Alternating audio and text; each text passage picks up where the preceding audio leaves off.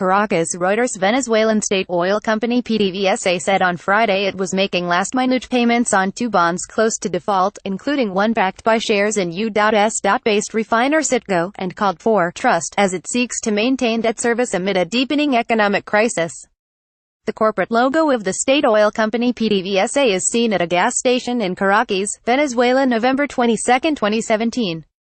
REUTERSMarco BelloFailure to complete payment on PDVSA's 2020 bond by Monday could allow bondholders to begin the process of seeking shares in Citgo, a PDVSA subsidiary that generates hard currency for the cash-strapped country. But that appears unlikely in the short term because investors have broadly been tolerant of payment delays and even some default announcements, as Venezuela insists it will continue servicing the hugely profitable bonds.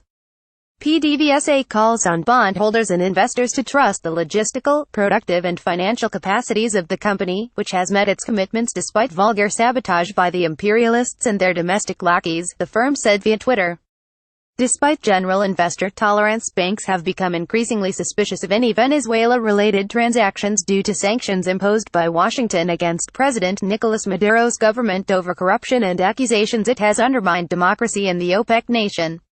Some $233 million in interest on the 2020 and 2022 bonds were due on October 27 and October 28. PDVSA has routinely been using 30-day grace periods to make such payments due to severe cash flow problems.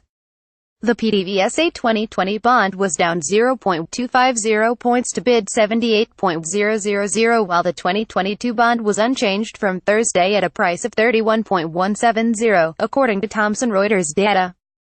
Bondholders consulted by Reuters say they have at times waited as much as 2 weeks for transfers to be completed.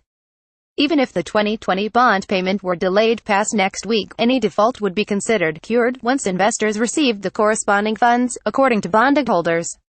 Reporting by DZ Bitrago and Brian Ellsworth, writing by Brian Ellsworth, editing by Susan Thomas and Tom Brown. Our standards: the Thomson Reuters Trust Principles.